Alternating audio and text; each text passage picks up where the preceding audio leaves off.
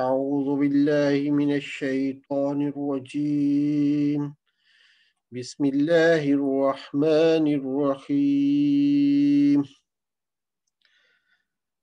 1.5 سالہ تفہیم then course آج سورہ النبا آیت نمبر 1 سے 40 لیے ہوئے مورخہ 7 دسمبر 2020 کو آپ کی خدمت میں حاضر ہے۔ بسم اللہ الرحمن الرحیم۔ اعوذ باللہ من الشیطان الرجیم بسم اللہ الرحمن الرحیم عَمَّ يَتَسَاءَلُونَ عن النبع العظيم الذي هم فيه مختلفون كلا سيعلمون ثم كلا سيعلمون ألم نجعل الأرض مهادا والجبال أوتادا وخلقناكم أزواجا وجعلنا نومكم سباتا۔ صدق اللہ العظیم۔ سورہ نبا جہاں سے 30واں پارہ شروع ہوتا ہے۔ سورہ نبا مکی سورہ ہے، سورہ المعارج کے بعد نازل ہوئی، ترتیب تلاوت میں 78 نمبر ہے اور نزول کے اعتبار سے 80 نمبر کی یہ سورت ہے۔ مکہ معظمہ کے ابتدائی دور میں نازل ہونے والی سورت ہے، اس کا نام النبا ہے اور یہی اس کے مضامین کا عنوان بھی ہے۔ مکی صورتوں میں عقیدہ آخرت پر زیادہ زور دیا گیا ہے، اس لیے کہ اہل مکہ کے لیے سب سے زیادہ چبھن والی بات یہی تھی۔ مضمون اس سورت کا جو ہے آیت نمبر 1 تا 5 زجر ہے، جس میں قیامت اور آخرت کا اثبات اور اس کو ماننے یا نہ ماننے کے نتائج سے لوگوں کو خبردار کر دیا گیا ہے۔ آیت نمبر 6 سے 16 اظہار نعمت اور انکار کرنے والوں سے پوچھا گیا ہے کہ کیا تمہیں یہ زمین نظر نہیں آتی جسے ہم نے تمہارے لیے فرش بنا رکھا ہے؟ کیا یہ بلند و بالا پہاڑ تمہیں نظر نہیں آتے جنہیں ہم نے زمین میں گاڑ رکھا ہے؟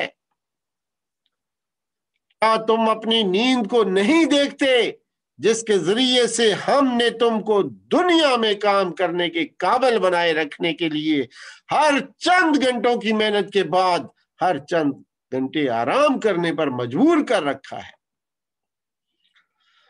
کیا تم رات اور دن کی آمد و رفت کو نہیں دیکھتے جسے ٹھیک تمہاری ضرورت کے مطابق ہم باقاعدگی کے ساتھ مسلسل جاری رکھے ہوئے ہیں؟ رات اور دن کو نہیں دیکھتے، کیسے یہ آتے ہیں؟ کیا تم اپنے اوپر آسمانوں کے مضبوط بندھے ہوئے نظاموں کو نہیں دیکھتے؟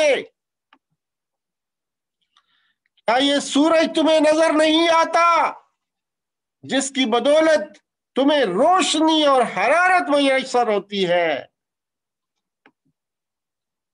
کیا تم ان بارشوں کو نہیں دیکھتے جو بادلوں سے برس رہی ہیں اور ان کے ذریعے سے غلے اور سبزیاں اور گھنے باغ اگ رہے ہیں؟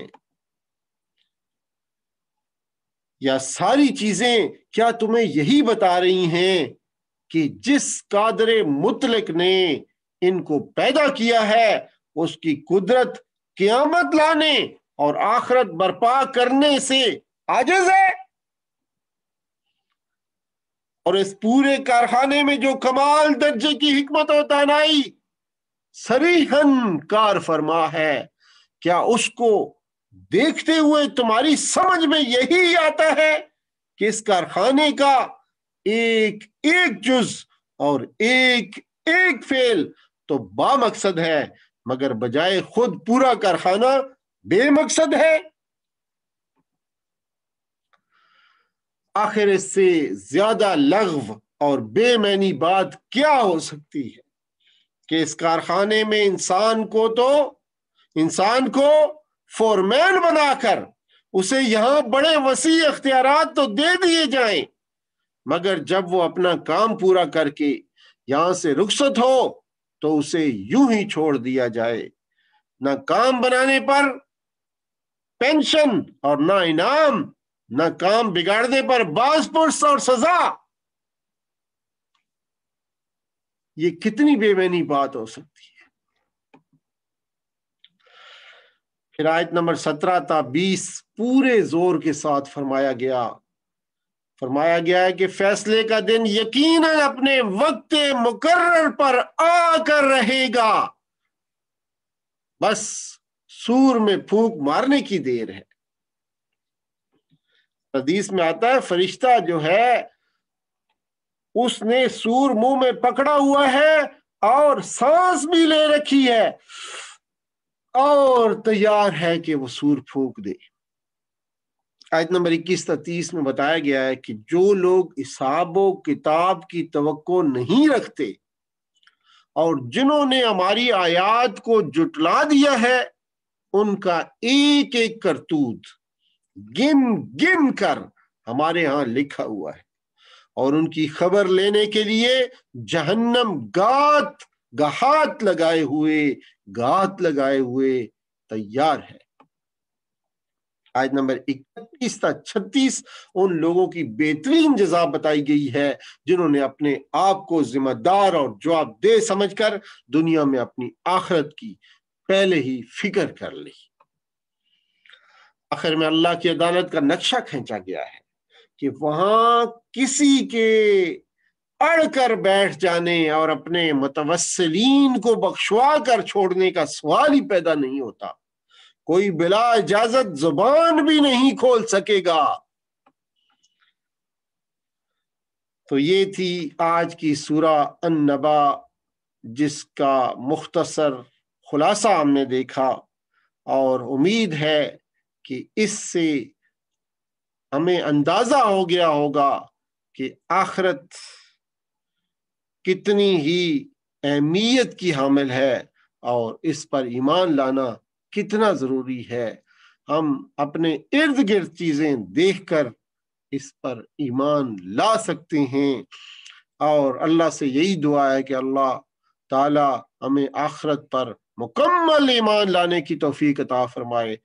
وآخر دعوانا ان الحمد للہ رب العالمین، وصلی اللہ تعالی علی خیر خلقہ محمد وعلی آلہ واصحابہ اجمعین برحمتک یا ارحم الراحمین، والسلام علیکم۔